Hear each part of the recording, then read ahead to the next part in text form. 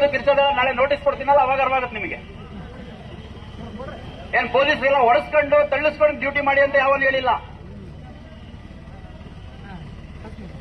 ಸಿಬ್ಬಂದಿಗಳು ಮಹಿಳಾ ಸಿಬ್ಬಂದಿಗಳು ಇರ್ತಾರಲ್ಲಿ. ನಿಮ್ಮ ಅಕ್ಕ ತಂಗಿಯರ ಮೈ ಮೇಲೆ ಯಾವನಾದ್ರೂ ಬಿದ್ದರೆ ಸುಮ್ಮನಿರ್ತೀರಾ? ಎಲ್ಲ ನಾವು ಎಲ್ಲ ನಿಮ್ ಹಂತ ದಾಟೆ ಬಂದಿರೋದು. ನಾವು ಆಸ್ಪಿರೆಂಟ್ಸ್ ಆಗಿ ಕೆಲಸ ಸಿಕ್ಕಿರೋದೇನು ಹಂಗೆ ಬಂದಿಲ್ಲ ನಾವು, ಅಥವಾ ಬೇರೆ ಎಲ್ಲ ಕಾರ್ಪೊರೇಟ್ ಸೆಕ್ಟರ್ ವರ್ಕ್ ಮಾಡ್ತಿಲ್ಲ, ಸ್ವಂತ ನಮ್ಮ ಅಪ್ಪನ ಬಿಸ್ನೆಸ್ ನೋಡ್ತಾ ಇಲ್ಲ ನಾವು. ವಿದ್ಯಾರ್ಥಿಗಳಿಗೆ ಶಿಸ್ತಿರ್ಬೇಕು. ಕೂಗೋದು ಕಿರ್ಚೋದು ಉಡಾಫಿಯಿಂದ ಮಾತಾಡೋದು ಕಿಚಾಯಿಸ್ ಇದರಲ್ಲೆಲ್ಲ ಬರೋದು. ದಯವಿಟ್ಟು ನೋಡಿ, ಬಹಳ ಸ್ಪಷ್ಟವಾಗಿ ಹೇಳ್ತಿದ್ದೀನಿ. ಸುಮಾರು 30 ಕ್ಯಾಮೆರಾ ಇಟ್ಟು ನಾನು ಎಲ್ಲ ರೆಕಾರ್ಡ್ ಮಾಡಿಸಿದ್ದೀನಿ. ಯಾರ್ಯಾರು ಪೊಲೀಸರ ಜೊತೆ ಅನುಚಿತವಾಗಿ ವರ್ತನೆ ಮಾಡಿದಿರಿ, ದಳ್ಳಾಟ ಮಾಡಿದಿರಿ, ದಬ್ಬಿದಿರಿ, ಇದೆಲ್ಲ ರೆಕಾರ್ಡ್ ಆಗಿದೆ. ದಯವಿಟ್ಟು ಮುಂದಿನ ಕೇಸಸ್ ಆದ ಸಂದರ್ಭದಲ್ಲಿ ಮತ್ತೆ ನಮ್ಮನ್ನು ಬ್ಲೇಮ್ ಮಾಡಬೇಡಿ. ದಯವಿಟ್ಟು ಎಲ್ಲ ಸ್ಪಷ್ಟವಾಗಿ ಹೇಳ್ತಿದ್ದೀನಿ, ಡಿಸ್ಪರ್ಸ್ ಮಾಡಿ. ಬ್ರದರ್, ನಿನ್ ಗಾಡಿ ಖಾಲಿ ಮಾಡ್ತೀಯ, ವಿಡಿಯೋ ರೆಕಾರ್ಡಿಂಗ್ ಮಾಡ್ಕೊಂಡಿದೀವಿ.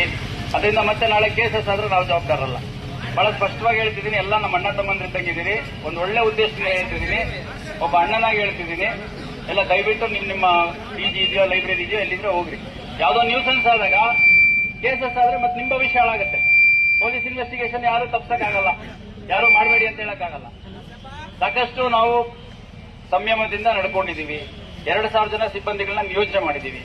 ಇನ್ನು ದಯವಿಟ್ಟು ಇನ್ನು ಮುಂದುವರಿಸಬೇಡ್ರಿ. ದಯವಿಟ್ಟು ಡಿಸ್ಪರ್ಸ್ ಆಗಿ ಎಲ್ಲ ಫಂಕ್ಷನ್ಗೆ ಹೋಗಿ. ನಿಮ್ಮ ಪರವಾಗಿ ಮಾತಾಡ್ಲಿಕ್ಕೆ ಸಂಬಂಧಪಟ್ಟ ನಾಯಕರು ಬಂದಿದ್ದಾರೆ, ಅವ್ರ ಮಾತು ಕೇಳಿ ನಿಮ್ದೇನಾದ್ರು ಅಹವಾಲ್ ಇದ್ರೆ ಅಲ್ಲಿ ಹೇಳಿ. ಅದು ಬಿಟ್ಟು ಇಲ್ಲೇ ಕುತ್ಕೊಳ್ಳೋದು, ಅಲ್ಲಲ್ಲೇ ಕುತ್ಕೊಳ್ಳೋದು, ನಾವು ಅಲ್ಲೋಗ್ತೀವಿ ಇಲ್ಲೋಗ್ತೀವಿ ಎಲ್ಲೂ ಬಿಡಲ್ಲ. ಜುಬ್ಲಿ ಸರ್ಕಲ್ಗೆ ಸುಮಾರು 300-350 ಜನ ಸಿಬ್ಬಂದಿ ಹಾಕಿದ್ದೀವಿ. ಈ